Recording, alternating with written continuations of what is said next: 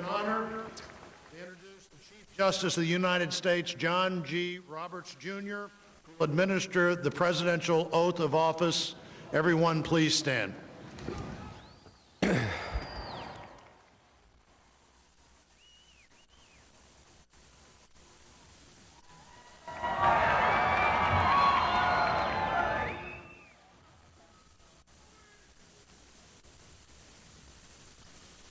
Please raise your right hand and repeat after me. I, Donald John Trump, do solemnly swear I, Donald John Trump, do solemnly swear that I will faithfully execute that I will faithfully execute the office of President of the United States the office of President of the United States and will, to the best of my ability, to the best of my ability, preserve, protect, and defend preserve, protect, and defend the Constitution of the United States. the Constitution of the United States. So help me God. So help me God. Congratulations, Mr. President.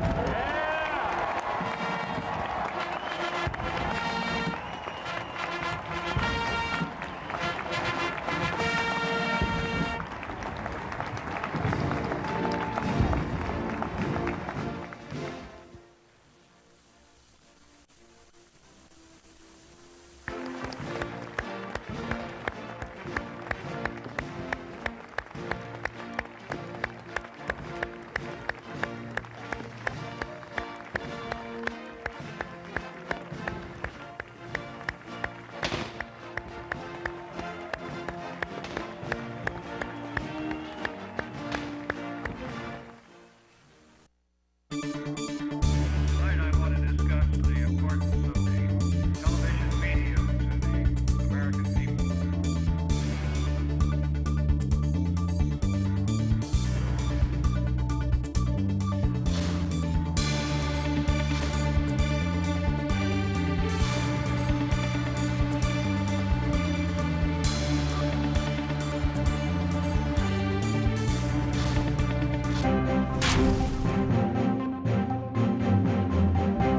And welcome back to the program here on Connect with Me on MeTV Fresno on Inauguration Day, January the 20th, of course, 2017. And Donald J. Trump is now the 45th President of the United States. He was sworn in a little more than an hour ago, of course, on the steps of the U.S. Capitol in Washington, D.C.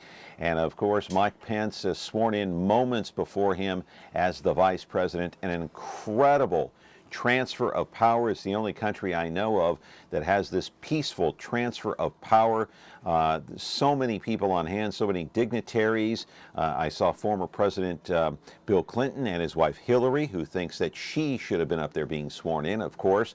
George W. Bush was the president, of course, and he was there, as was Jimmy Carter. But an incredible pageantry and scene and bands and all the colorful dresses that some people were wearing, some of the women were wearing, and some of the men as well. It really is a festive occasion, no matter who gets into power, whether it's a Democrat or a Republican. I have two special guests in the studio today. Melissa Knight from Fresno State, good to see you on this Inauguration Day. I'm so glad you're here. Doug Vagim, always good to see you, former supervisor, and of course you ran for mayor. And what did you think? Let's start with you, Melissa. I know you didn't get a chance to watch all of it, but you heard of it. So Donald J. Trump is now the President of the United States. The transfer of power, very peaceful. It really is an amazing sight, no matter who gets sworn in. Is it not? The inauguration is always a beautiful event. I don't think that much of the country is celebrating it, however. The pageantry of the inauguration is beautiful, yes. So many people are disenfranchised with this administration already. Really? How Absolutely. So? The nominees are a joke. They are repealing legislation going back for decades. So it really looks like we're setting our clocks back 300 years today. All right, Doug? Well, obviously every administration, whether it's a transfer of power from one administration within itself, like one president succeeding themselves, we've had 58 inaugurations, so that means 45 different individuals have done this 58 times now. And every administration, when they have a contended race from one party or another, and particularly a contentious race. And this, I believe, I think most people would agree, and not because just the individuals, because of the rancor of our nation and because of the mechanisms of our media, our instant media and all that type of stuff, the freedom to speak, every one of us, has created a new environment I think we're all going to have to get used to. And I believe we as a people will be able to handle it. And I have much more faith in the administration's picks because of their background, but it doesn't matter in the sense of who you pick, it's what they do. And I think everyone's going to be watching. And I think President Trump now and his administration will be watched as carefully by the opposing party as they will by his own party, which Hang on, has caller. been its own rancor amongst themselves. So You he think basically Donald Trump will be watched more by Republicans as than he much will be as by much. Democrats, oh, or yes. as much? I absolutely, because there's a big riff in the Republican Party, as well as there is a riff in the Democrat Party over certain issues. But the fact of it is, you have the so-called establishment in either party, but you have the edges on pushing things forward, and that's the progressive movement, whether it's a right progression or a left progression. They're both progressively moving, trying to move the ball forward somewhere. And there's resistance in the establishment to do that. And Mr. Trump today in his speech, I believe as much as those who watched it says, boy, that isn't really a peaceful speech, I think the fellow was going to his soul about what he really felt about the American people, about what he wanted to bring to the American people, whether you agree with him or don't agree with him. He wanted to put the marker out there, and he really did put the marker out there. Now, if he is now brought to bear to say, look, you told me I would be that individual. You told me I would be special. You told me that I would be that person who would no longer be that forgotten man or woman. Oh, I'm just as forgotten today as I was when you took office. He put a marker out there today. He really did. And I think he did that with his own conscience. He put a target on his own forehead by saying those who feel that they have been forgotten the last 4 years right. will no longer be forgotten. At the end of his 4-year reign, will they still be forgotten? That's right. the question. And I think he consciously did that. Regardless of whether or not people have felt forgotten, the American people have a certain standard of living that we're looking at maintaining and building for others. There are serious issues with his nominees. When my colleague here, Mr. Vagim, said that he's in support of or the nominees and has faith in them, DeVos for education is scary, to say the very, very least. She's incredibly unqualified completely. Every person who has a child with a disability in this nation is really up in arms. And as a parent of an adult with Down syndrome who went through public education and some private education as well, the repeal and rollback of IDEA, the Individuals with Disabilities Education Act, and ADA, or saying that states should be left up to responsible. the states And- as opposed to it being a federal or a national law. And we know what happens with that. Right. That means that states can arbitrarily decide not to provide services to children with disabilities. That's the reason we had federal legislation to ensure that all children with disabilities had Let's access. take a call here. Go ahead, caller. You're live on the air. Melissa and Doug, good morning. I'd like to ask you a direct question. Unless I'm wrong, I think Donald Trump did the wrong thing. At least electing one cabinet member as a Hispanic or African American, because as bad as it is for him, a lot of votes could have gone either way. But at the same time, I think if he would have elected one or the other to the cabinet, he would have got a little bit more respect. As it is, I wish he and the First Lady and the President, now the 45th President, would smile a little bit, because if I look at him, I go, man, if that's the way it is with him, how's the United States going to look I mean, we're trying to get together with all Americans to get along with one another, and it just seems like they're so hardcore, and there's no laughter or anything. You look at their kids the same way. Now, the first lady, she's a beautiful first lady. She reminds me a lot of Jackie Kennedy, but she herself is like Donald Trump. No smiling or anything. But besides that, what do you think? Do you think they should have had at least an Hispanic and African American cabinet member? That's all I want to ask. Well, I think the diversity of the cabinet should, of course, reflect the diversity of the American people, and it doesn't. He has nominated Dr. Carson for as Secretary of HUD. Of course, he's an MD, and he knows nothing about housing, as he's demonstrated over and over again with his comments. So it may be difficult for him to find an African American or Hispanic who wants to serve in his administration, honestly. Though certainly, yes, he should nominate. He's so far behind on nominations. I think there's 660 posts that he still needs to nominate for. So that remains to be seen, if he will. And there's like you just said, there's a lot of empty seats to be filled. Donald Trump is going to leave that up, I believe, to his top appointees.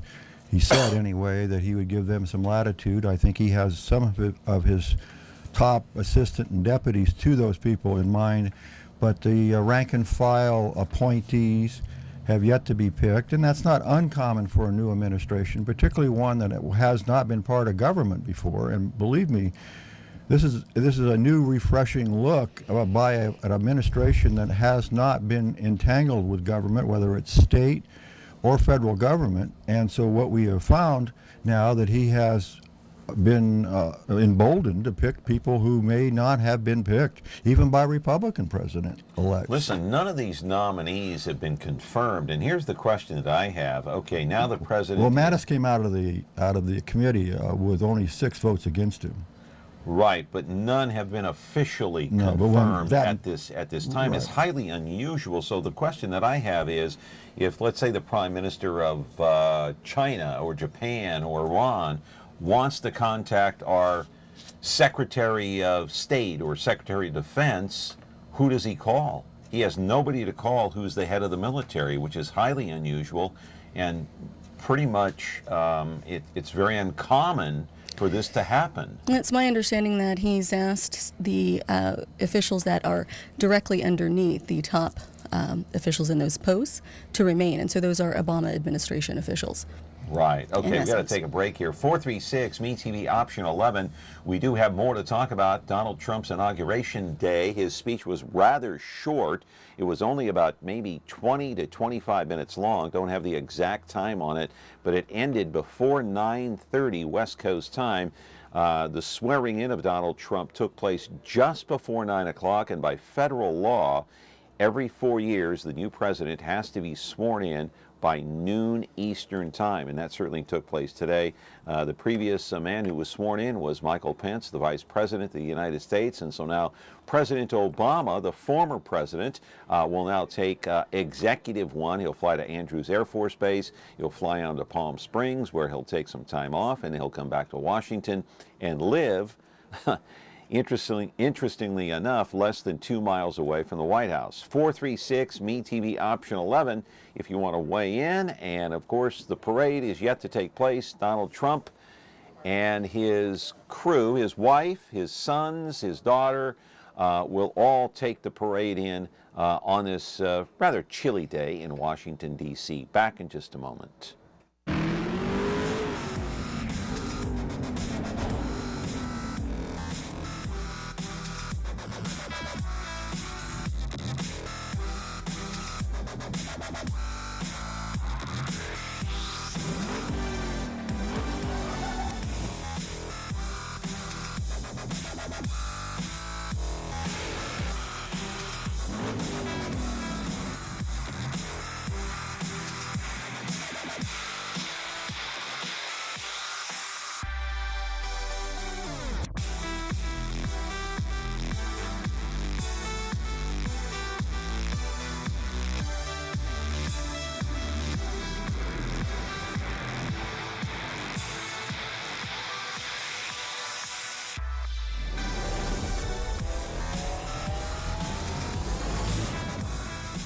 Revan is now on KVHF channel 4.4. All right, I do want to play a little soundbite from Donald J. Trump's speech, which followed immediately after the swearing in. This takes place every 4 years, as you know. It's the same symbolic swearing in and speech, and then walking, of course, down Pennsylvania Avenue with his wife. And before we get to that soundbite, I want to ask you something about his wife, Melania. Did she not look elegant almost? And I heard commentators on all the networks today saying that she resembled, with her elegance, Jackie Kennedy, the way she was dressed in that turquoise or blue outfit, I believe made by Ralph Lauren, if I'm not mistaken. Go ahead. Certainly. She's a beautiful woman, and she has been a model, and there are the very best taking care of how she looks before she goes out in public. So, and she's a beautiful woman. Yeah. Without she looked like a first lady today. The way she conducted herself, the way she walked, the way she was dressed. Would you agree? Sure. Certainly it appears that she's been coached, and she should be. Yeah. Of course. Doug? There's a lot of elegance up there on that stage today, believe me. Mrs. Obama, Vice President Joe Biden's wife, and Mrs. Pence, they all are very elegant women. And to pick out one over another, I think was a mistake. Melania is going to be our First Lady now. And as we honored Michelle Obama, we should honor Melania and what she attempts to do as her inner role. Both families, would you not agree, both the Obamas and the Trumps are very elegant, just per se. I mean, there's no question about it. Depends on how you define elegance. Is that sophistication? Is that playing to cameras, or is that a elegant natural? in their own way. And with regard to the First Lady, is it not true that the daughter, Ivanka, is going to take on the role of First Lady? And isn't that odd? Are we not going to talk about that? I don't know that she's going to take on the no, role I of actually First think Lady. she's moved back because her husband's going to take a role in the administration, by the way. Yes. Just like Bobby Kennedy did, by the Kushner. way. Yeah. So my point to all this is the fact that I don't think we ought to let elegance get in the way of substance. No, but it's part of presidential history. I know that. It's the substance that we need to focus on. It dates back to Kennedy. It dates back to the Kennedy I know, but I era. think. But Jackie O had substance along with the elegance as well. But what I think President Trump did today, he unvarnished the polish of elegance with his speech, okay? And I don't believe he did that. He could have taken an easy road of a lot of flowery speech and gotten away with it, and all the announcers on every stage of media would have said, oh, how great it is. He decided to be Donald Trump today. For whatever reason, he did. I don't think you can now parse elegance with that speech. He is going to be a roll-up-his-sleeves kind of guy. He doesn't care what people think of him. He's going to get it done. Now, the deeds and what he ends up accomplishing is going to be the factor of determination of whether we like him or not. It's clear that he doesn't care what people think of him, and that he's going to do what he wants to do regardless of what people think. Whether or not that is necessarily a good thing, how that translates, because not caring what people think also means not caring about the truth and whether or not people actually want to hear the truth. Talking to the mic here. Go ahead. Whether or not people want to hear the truth, his lack of fidelity to the truth, he doesn't care what people think because, hey, he's elected and he can get away with what he wants. He has a few dozen days, maybe a couple hundred days at the max, before that pressure of what people think get to him, okay? It's just the way it is. And with any president? Any president, any human being. And I'm telling you, any office, any local including office, Lee Brand, the mayor of Fresno, he's already showing it. Days. He's already showing it. I mean, he likes to act like he doesn't care what people think, but he's of course always tweeting back anytime someone says something. So he really can't. It doesn't appear to be able to handle that kind of pressure. And I think what he's already tweeted, by the way, the first tweet by the president. If you don't mind me reading it here, he said basically, today we are not merely transferring power from one administration to another or from one party to another, but we are transferring power from Washington, D.C. and giving it back to you, the American people. First tweet by Donald Trump as president. You if you're wealthy. That was his speech. That was his speech, wasn't it? I mean, right, but we thought maybe, and we're going to play speech number 1 here from Donald J. Trump, but a lot of people thought maybe he would revert back to the tone that he set on election night at 2 or 3 o'clock in the morning when he came out and gave his victory speech with his family there, his wife there, his son was there. Here is speech number 1 by Donald Trump right after he was sworn in. We, the citizens of America, are now joined in a great national effort to rebuild our country and restore its promise for all of our people. Together, we will determine the course of America and the world for many, many years to come. We will face challenges. We will confront hardships, but we will get the job done.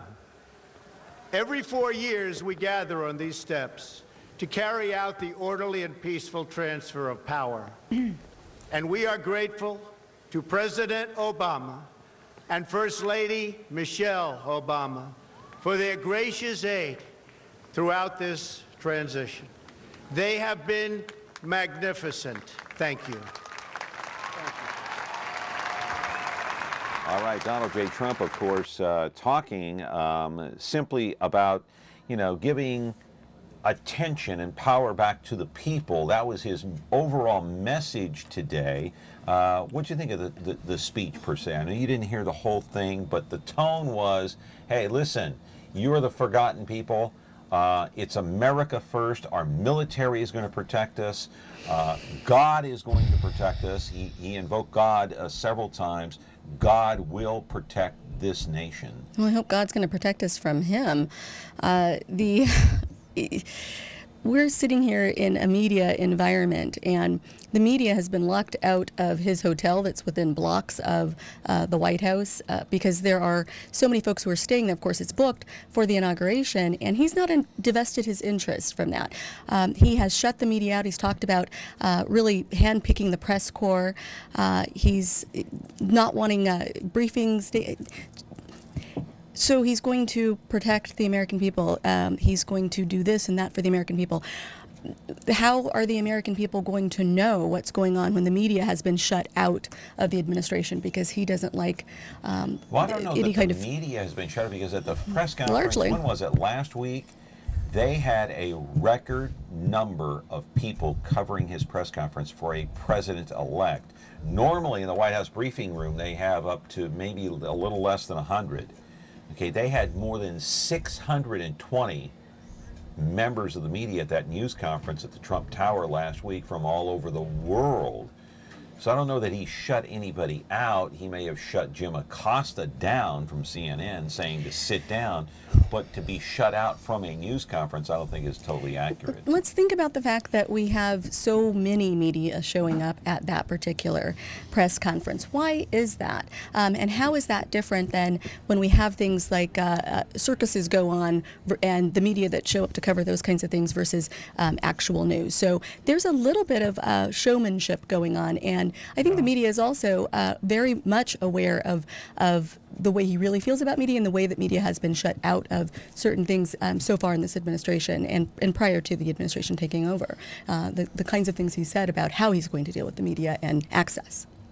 So I think getting they're in thinking when they about could. moving, if I read correctly, the White House briefing room. Because the White House briefing room currently is in the West Wing. Limited amount of people on top of the old swimming pool. On top, yeah, and so it's a beautiful room. And they just, recently they just rebuilt that whole new press area in the West Wing because to expand it, make it more modern with technology and everything else. So now they're thinking about moving it into the old executive building, Which is now called the Eisenhower Building. Which is now called the Eisenhower Building, and they're expanding it, trying to accommodate more media people because of the anticipation of more people. You can have a big conference room in that place, and they can accommodate hundreds of press. It also moves the press out of the White House. They could accommodate in that press And area. they're trying to get the bloggers and all those peripheral media that we make up our media now. Let's face it. I mean, heck, stories are led by those. By blogging. And all of a sudden, the major press picks them up, and they become real stories. And so now you see blogging, people who are blogging being quoted in the quote. Yeah. best paper in the world, the New York Times. Exactly. Washington Post. Yeah, our everything. media has certainly Post. changed. Our news coverage and media has changed. Yeah, it really is amazing. So I want to talk a little bit about the nominees. Let's put up Rex Tillerson if we could, because it's an interesting pick. Ties to Russia and Vladimir Putin, there's no question. And so Tillerson has not been confirmed yet. Secretary of State, I saw him briefly on stage right near the first family, Donald J. Trump, here during the swearing in. And Tillerson certainly taking a grilling on Capitol Hill by both Democrats and Republicans, especially Marco Rubio. Right. Drilled him, Doug. He drilled him. Yeah. He asked him if Vladimir Putin is a war criminal, and he said, basically, I can't answer that at this time because I don't have all of the confidential and secret information that's top secret yet on what's going on with Russia. Was that the correct answer for Rex Tillerson? Well, it is, because that's a legal term. Right. And if he starts saying that as the nominee and he becomes the Secretary of State and he's throwing out war criminal already on a head of state, that's a legal term, John.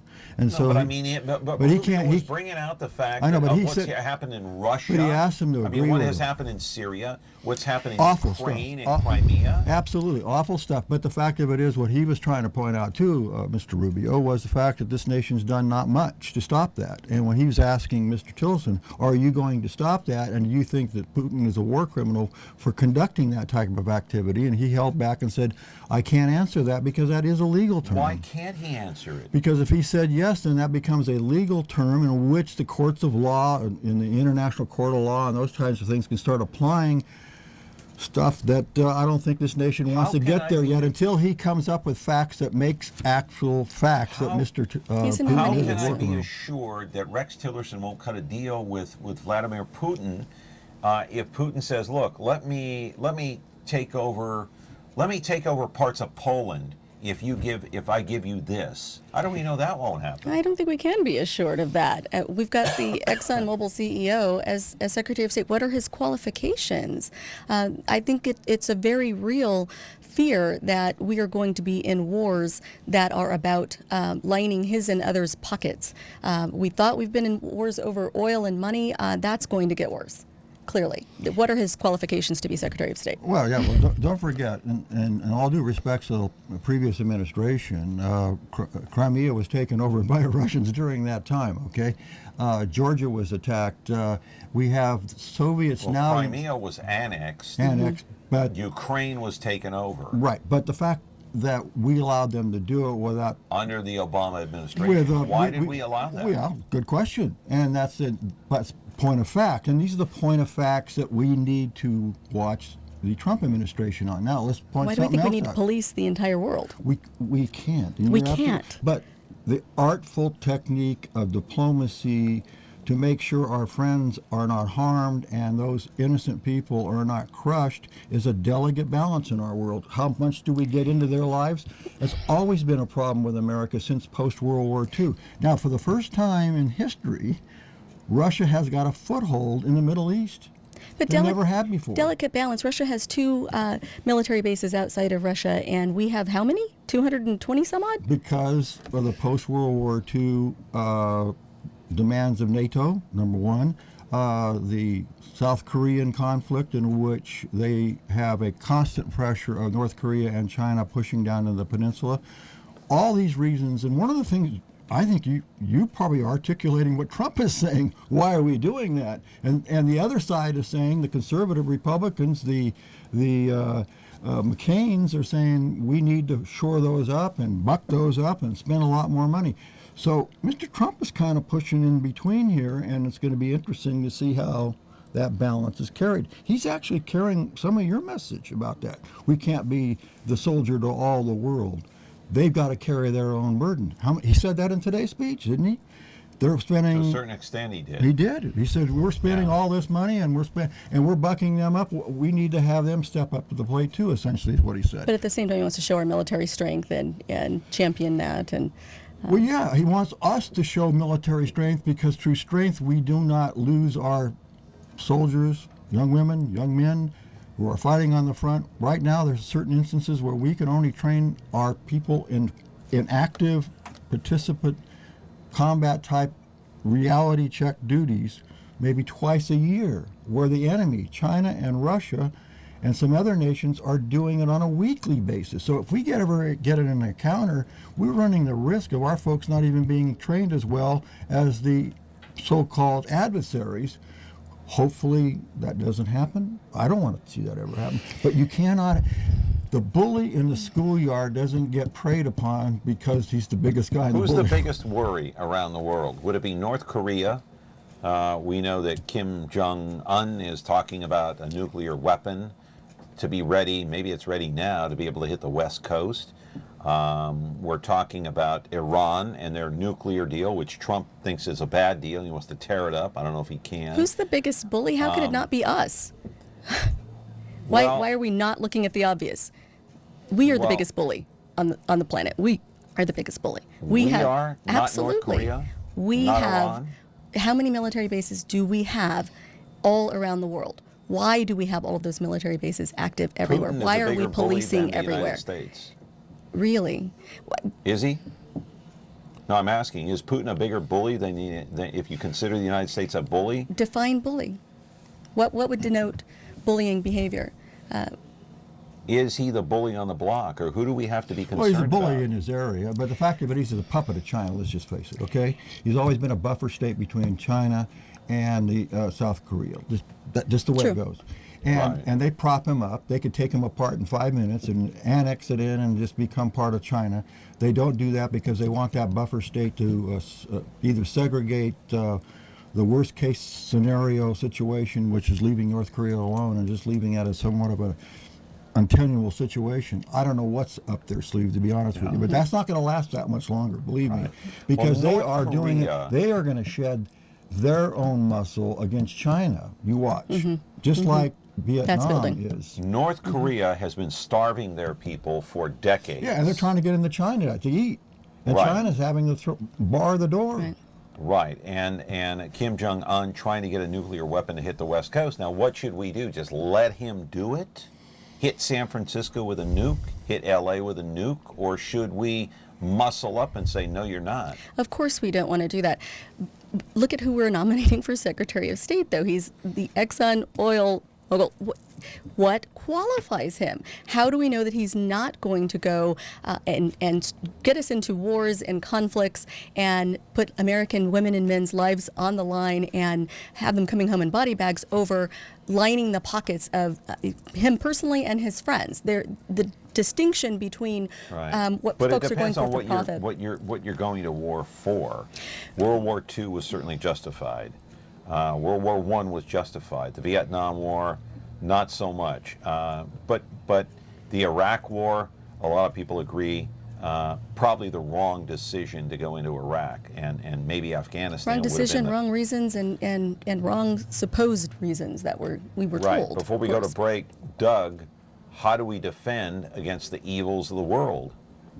Well, I think we learned a lesson in World War II, particularly when we weren't ready for adversaries who were building up their arms and were ready for war, and we weren't.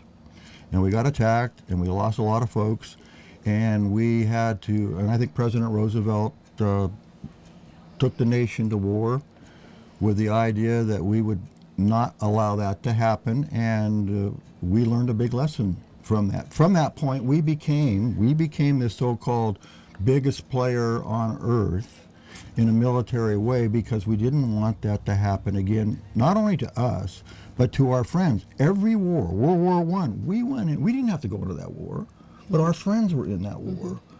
England, France, our friends were in that war, and we had to come to their aid. Is that always going to be the reason for us to get drawn into wars we don't want to get drawn into? The only way to keep that from happening is to have an active role in the world, whether it's diplomacy or whether you have some muscle in military to back that diplomacy up, to keep us from getting drawn into those wars again. Are Every we time, the evil empire, the United States? No, we're not. We certainly aren't demonstrating diplomacy. We certainly aren't electing an administration that can pride itself on diplomacy. So it means that we'll be resorting to military force and a show of strength. Diplomacy is not his strong suit by anyone's measure. Well, we'll see. We don't know. I think Mr. Tillerson is a diplomat. Everyone's afraid he's such a diplomat, he may be just cutting deals left and right. He has said on his committee hearings that he is concerned about China. He even overstepped, some people say, by saying he was going to do something about the islands on a more aggressive basis. I think people were warning him. I believe he was asked about the Iran deal, too. And the Iran deal, too. And everyone ought to be conscious of the Iran deal. There's a nation that is articulating every day. They hate us. They hate Israel. We're the sinners. We're the devils incarnate.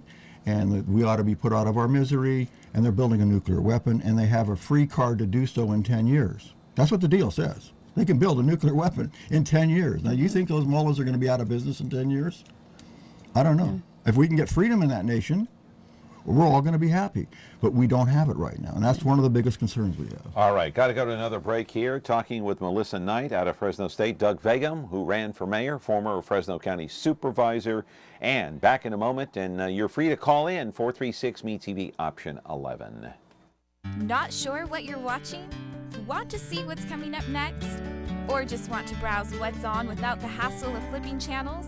Your wish has come true. Now you can view schedules for all the digital TV channels available in the Central Valley. Get local weather updates and forecasts, and listen to nationally syndicated Biz Talk Radio, all on KVHF 4.1.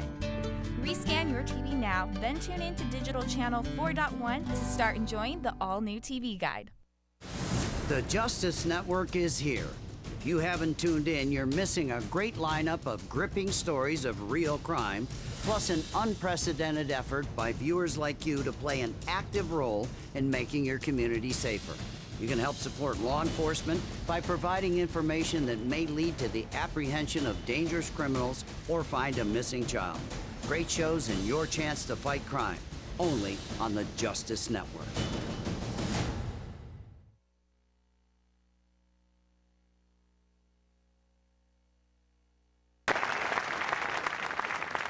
The Bible tells us how good and pleasant it is when God's people live together in unity.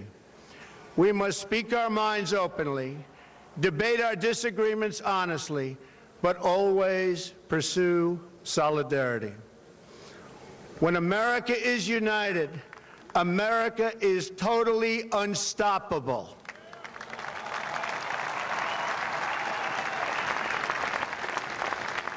There should be no fear.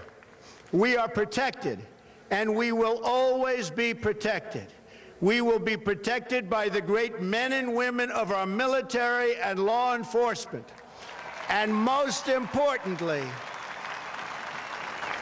we will be protected by God.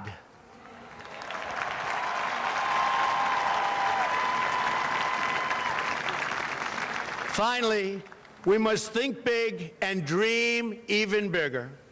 In America, we understand that a nation is only living as long as it is striving.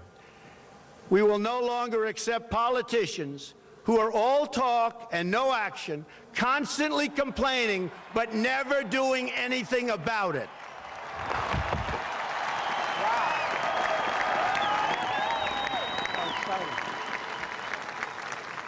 The time for empty talk is over. Now arrives the hour of action. All right, the time for empty talk is over. Yeah, well, boys and girls. Some say that he was swinging his own party with that. Yeah, that was a unpartisan comment by him at his own party, at all politicians. That wasn't just at Democrats, and so they have a different type of guy up there right now who doesn't consider himself to be an entrenched politician. He is whether you like it or not, he's a gazillionaire who's built a lot of businesses. He's lost money. Some say he's taken advantage of the taxes, all that kind of stuff. He's there though now, okay? Right. And he's taking his MO and he's delivering it for. We have to watch. Everyone's going to watch. Mm-hmm. Those that like him, those that don't like him. And if he doesn't do what he say he's doing, or what he is doing is wrong and it hurts people, everyone needs to stand up and call him Well, on it. he may And be will out be. in 4 years if he doesn't. Well, Now, of he course. also He's already said doing things that are violating that- the Constitution today. That the time for talk is over. He wants action. Politicians talk and they have no action. The time has come when that's going to end. Well, and that was a big push of why so many people went to the voting booth and voted for him, because they saw him as a person of action without really looking at what those actions were, but just the fact that there had been such apathy and such a stalemate happening in Congress that here's this person who actually goes in and gets things done, but we really need to take a look at what he's getting done and what he's proposing to get done and how he's doing it and what he's not doing. It's Inauguration Day, and blocks from where he stands, he has the Trump Hotel that is full to the max. Media has been kept out. He's kept his interest in that business. It is situated in the heart of Washington, D.C., and as a seated elected official, he is violating the agreement that he made to build that particular venture, and he's also violating the Constitution in terms of emoluments. All right, Doug. The business dealing. From our first president on, their business dealing, whether it was a farmer in George Washington or Franklin, sold their goods to foreign nations as part of a product of this nation. Okay? Now, the emoluments clause basically says you cannot gain from foreign sales of material from yourself to a foreign government. But the exceptions are when you have a product and you are selling that product on a general marketplace, you are not ingratiating yourself based on a twisted arm or a leveraged point like perhaps some of the other individuals that have with special nonprofit associations and that type of stuff, steering business to their nonprofit. His lawyer, at that first big press conference he had, where he had the run-in with the CNN and the BuzzFeed folks, before everything blew out of shape there, his lawyer, the boringest part of that press conference, got up and explained everything that they went through on breaking those businesses up and bringing in the oversight group. Is it reasonable to think that his sons, who will take over that business, maybe his daughter too, will not report back to him? Will not talk to him about what's happening with any transaction? Well, they have a 3 individual oversight group that watches that. Now, look, Thanksgiving dinner, Christmas, come on. We all know that's going to happen. But the question is, he has a hotel room. It has been deemed that those folks coming to stay at that hotel room are not going to be bringing a product into his pocket in a greater form than if he was a president or non-president. The question becomes, if someone decides to say, we're going to take your hotel room and we're going to move in $1 billion a day, and then they start cutting deals. Now, that's going to be pretty much... Why has the media been shut out? Why can't we have media cameras in there showing what he's doing with people who are staying there? Why is it top secret? Probably because we don't want it to be seen. Well, I think that was for this week only. You're not going to see that after this. Go ahead, he caller. can't You're be on able the to air. do that. He wasn't president. Caller? Now he is, so he's not going to be able to do that anymore. Caller's not there. I get away with it this week. All right, we'll see if they call back in. Want to put up a picture of Jeff Sessions. He is the nominee for Attorney General. He's been pointed to and has been the target of Democrats, saying that he is partisan. He has been called, I guess, nothing short of a racist to a certain extent, coming from the South, longtime senator. Let's put his picture up on the screen here, Jeff Sessions. What do you think, Melissa? Attorney General Jeff Sessions, should he be going into office? Of course he should not, and the fact that he's the one that the president has selected to be Attorney General says what his real aims and goals are with regard to communities of color all over this nation. It is an absolute attack on the civil rights gains of the last 50 years. It is, goodness, it means that the kinds of things that Jeff Sessions has stood for, which is a return to prior to Voting Rights Act of '65, a return to the situation where voters are suppressed and an upholding of that. He doesn't believe in or stand for any civil rights whatsoever. That is not Do in we the know best for interest that of this for a country. fact? He claims he's not a racist. No, he had plenty His of... actions, his okay. actions prove otherwise. His actual actions that he's taken as an official, well documented. Well, he's had plenty of testimony at his hearing where that was just the opposite said by people of his own state, of all color, where he helped the African American community.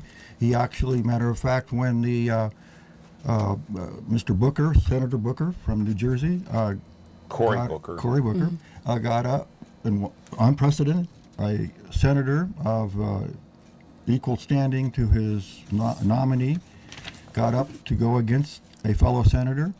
Never been done before. It's his right to do it. I honor Mr. Booker for having the courage to do it. But the facts of it is, just a few months before, Mr. Booker was giving an award together with Mr. Sessions on thanking and being thanked for being a hard worker on civil rights and equal opportunities.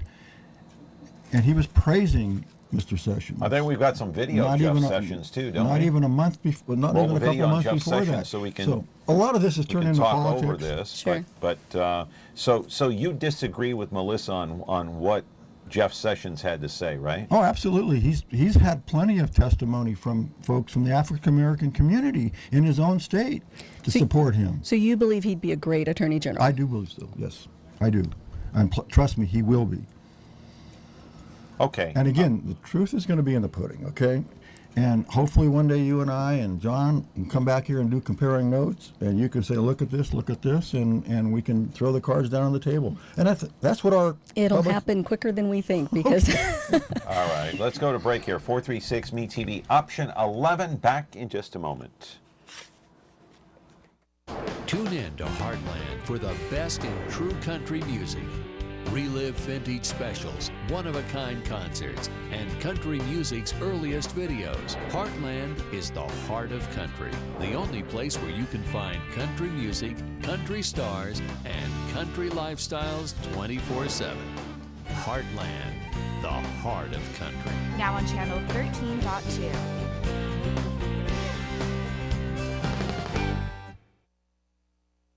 Frigidaire.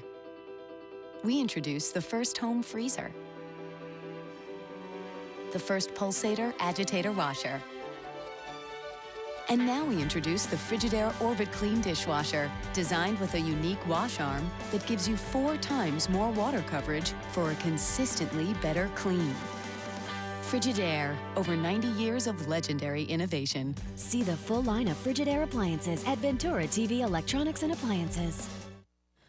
All right, back here on the program, I'm hoping we have some pictures here of some of these nominees. We got James Mattis, and Mattis, Defense Secretary, not been nominated. There he is right there. So what do you do, Doug, if you're the United States of America and you got this new administration coming in, and yet is it wrong for these nominees not to be quickly nominated? Because when President Obama was nominated 8 years ago, or sworn in 8 years ago, his nominees flew in with flying colors, no problem.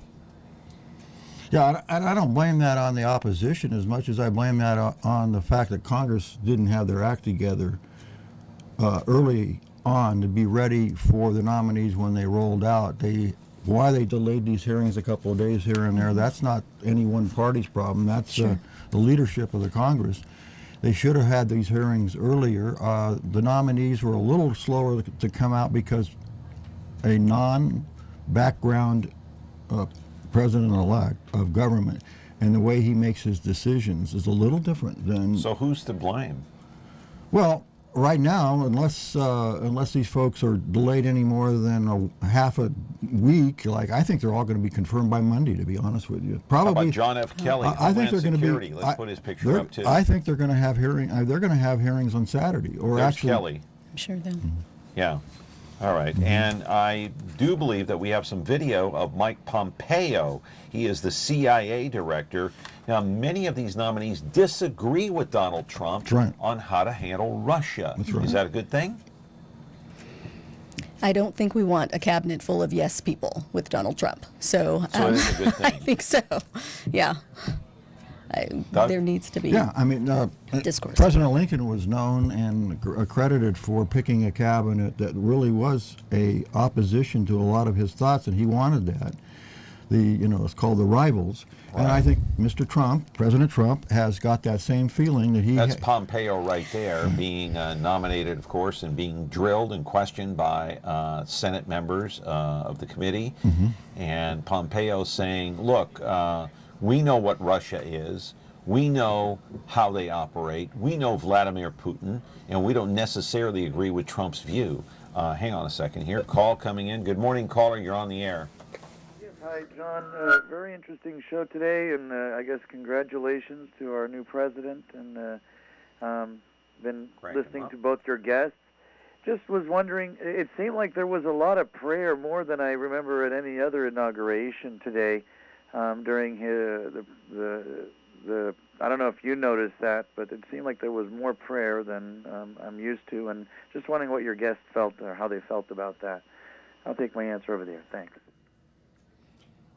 I got to read off of the multiple prayers from different denominations as a method of Trump doing an inclusive reach out in a spiritual way through the different individuals that were invited to do those prayers.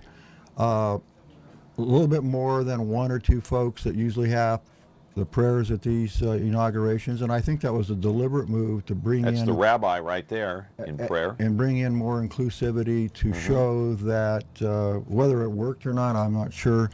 And because some people are reading it just the way the caller just read it, is it was a little bit more than what was comfortable, I guess. Looked obvious, perhaps, but I think there was a deliberate attempt to do an outreach. Now, I can't fault him for trying to do an outreach, whether it worked or not. Question. We also had the evangelical Reverend Franklin Graham. He's the son of Billy Graham, of course, giving a prayer. Also, an African-American, Bishop Wayne T. Jackson of Great Faith Ministries in Detroit, giving a prayer as well. But I want to point out that Donald J. Trump gave a very short speech, and I want to play another soundbite number 3 from Donald J. Trump's speech at the inauguration just a little while ago. Speech 3.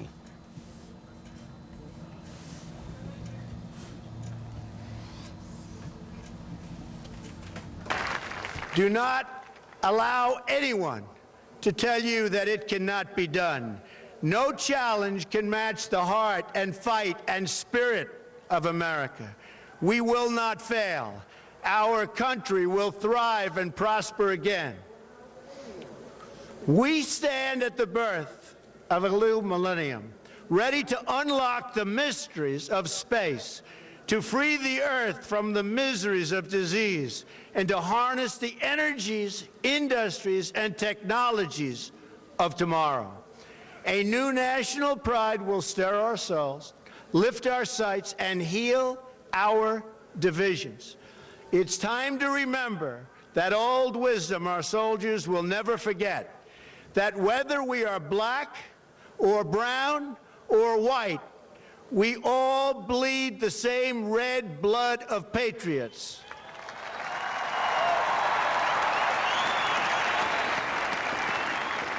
We all enjoy the same glorious freedoms, and we all salute the same great American flag.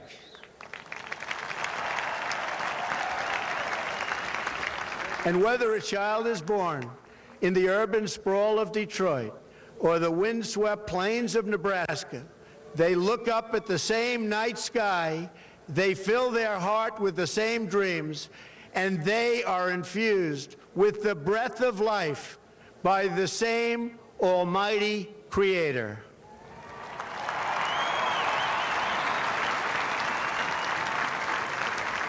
So to all Americans, in every city, near and far, small and large, from mountain to mountain, from ocean to ocean, hear these words: you will never be ignored again.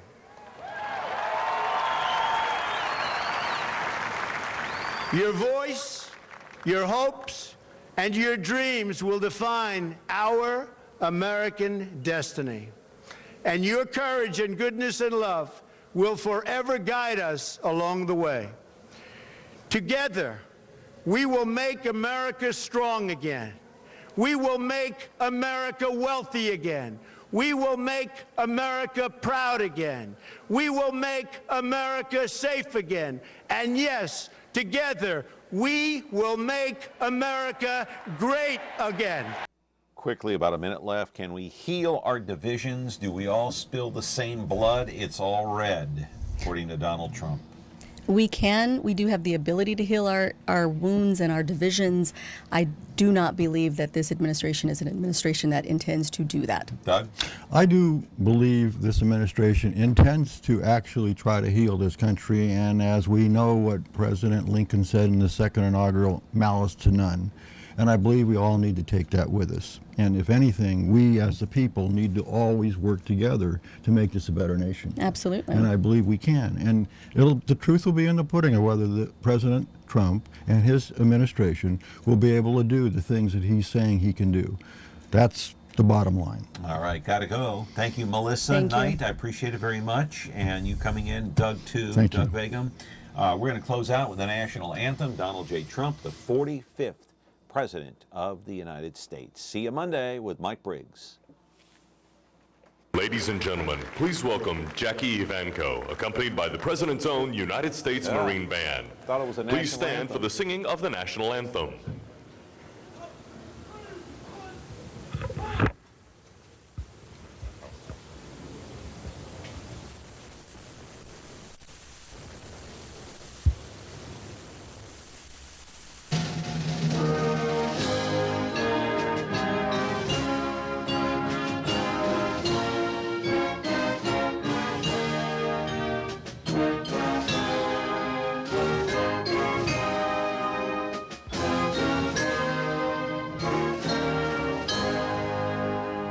Oh, say, can you see by the dawn's early light what so proudly we hailed at the twilight's last gleaming, whose broad stripes and bright stars through the perilous fight, oh, the ramparts we watched were so gallantly streaming, and the rockets would hear the bombs bursting in air, gave birth through the night that our flag was still there.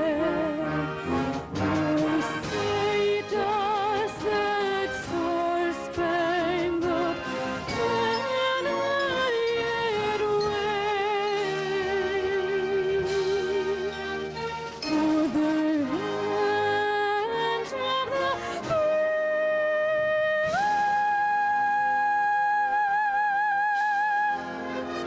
and the home of the brave.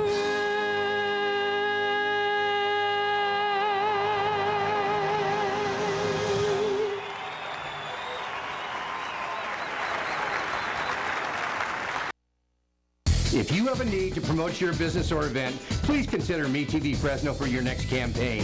MeTV reaches over 100,000 of your potential customers in the Fresno area every single week.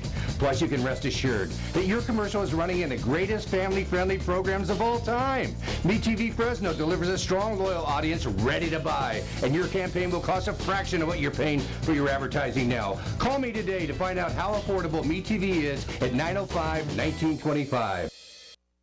And away we go. Here's the place that makes you smile. Stick around and stay a while. We're the home of great TV. That's memorable. That's me. Follow me, sir. Call them classics, call them the best. Call them favorites, be our guest. Every day there's more to come. Watch and see, there's only one. MeTV. Oh, yeah. you have to do is watch me. Are you kidding me? Follow me. That's memorable, that's me. That's me.